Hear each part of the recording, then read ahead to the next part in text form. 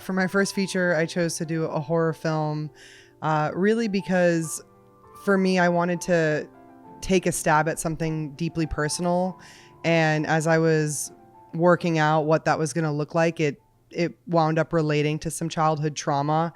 And so I knew that it was going to be dark and heavy material, but rather than making a literal, straightforward, dramatic piece, I thought it would be more expressive to lean into the horror genre and be able to use the campy horror humor, being able to use, the surrealist, freedom that can come from the genre. So it was really a fun experience to be able to, have that kind of open range to explore in literal and non-literal ways, this personal tale of I Live Here Now. So let's say it's a crazy movie, okay? Yes. So what was the main challenge behind all this? Yeah, I mean, there were so many challenges when figuring out how to approach it. I think really if I had to pick one, it would be casting the main role, Rose. That was a real challenge because the script had a lot of abstractions in it. It had a lot of symbolism in it, and it was quite dense in its description of the colors that I wanted to use and the objects that I wanted to use. And so I found it hard, being my first feature, to find the right partner who could interpret the material and then bring something even extra to Rose. That's really what I was looking for. It's such a surreal movie that it was really important that the main character be super grounded, so the audience would always have something to latch onto. And, if people are confused by the script, then they're not going to be able to really ground the main character. So casting the lead role was quite a long road, but as soon as I met Lucy Fry, we literally right away clicked. She brought a bunch of amazing ideas to the table. She was really inspired by the material, and we were able to just build this character from the ground up. And it was an incredible collaboration. She's amazing in the movie. Rose is the main character of the movie. And the thing about Rose is she's really a composite. She's made up of a bunch of different women's stories. Whether it's mine, whether it's Lucy's, whether it's some of the women that we worked with in the art department or in any department. There were a lot of women that contributed to this story and to Rose's arc. And so she's sort of all of us. And yeah, that's a great question. Yeah, I'm a huge fan of Dario Argento's use of color. Definitely Suspiria was a big reference that me and my DP Aaron looked at and talked about. Of course, like I mentioned, the campiness and the sort of out there performances were really inspiring. I also am a huge fan of Jane Schoenbrunn, who did I Saw the TV Glow and We're All Going to the World's Fair. I love the way that they craft alternate reality, and so that was a big thing. But as it pertains to Dario, definitely just like the use of color and camp was a big influence with this movie. I read that you shot in 16 millimeter and 35 too. So could you tell me a little bit why you chose to shoot like this, and maybe the camera, if you're the one who chose it, and why also? Yeah, I love talking about the choice to shoot on film. It was, for us, the choice to shoot on film with this was something from the very beginning that I knew I wanted to do. Kodak was really supportive. I'm a photographer as well, so I shoot a lot of photography on film. I'm really comfortable with the medium. And for this movie, one of the main things that carries the protagonist through the story is this Technicolor light that's constantly reflecting off of her. And it's really symbolic of this traumatic event from her childhood. And so there's a point in the film where that Technicolor light just completely consumes the entire environment. And that moment specifically was a thing that we even tested on a digital camera, and just the way that digital sensors handle that type of lighting was not working for me.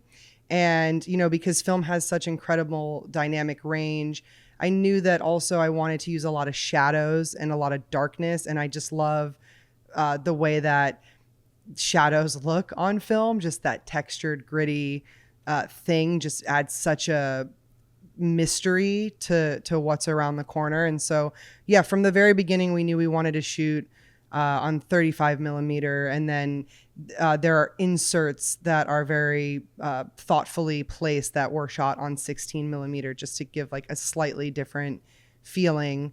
At one point, we even were talking about shooting some black and white film, which would have been really cool. But it didn't make sense for this one. So I would love to shoot a film on black and white someday. That would be really cool.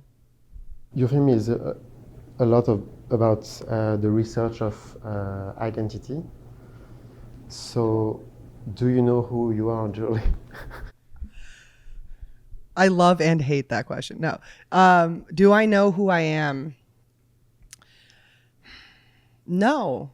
Sometimes.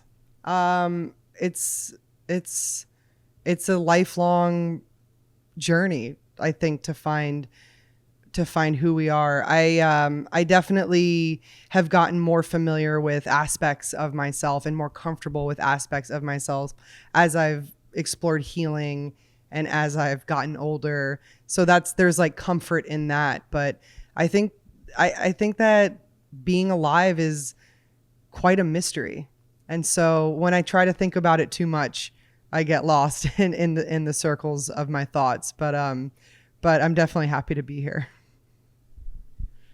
What kind of movies did you like watching when you were a child? How was your childhood like?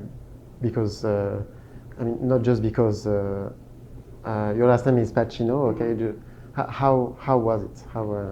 Yeah, I grew up around film sets. So I was always visiting my dad when he was making movies. And that was a really influential experience because I enjoyed it so much as a little girl, running around and exploring, when I could, obviously, would never disrupt a hot set. But yeah, it was always really intriguing to me how these fictional worlds were built. And I think so that definitely from a young age had an influence. And then for my 10th birthday, my dad got me a mini DV camera, and I would go around the neighborhood with my friends, and they would want to play hopscotch and I would want to make movies. And we made some like funny shorts. And, I always had a camera in my hand, whether it was a video camera or a stills camera. I just always loved capturing moments and building worlds to play with my friends. So I think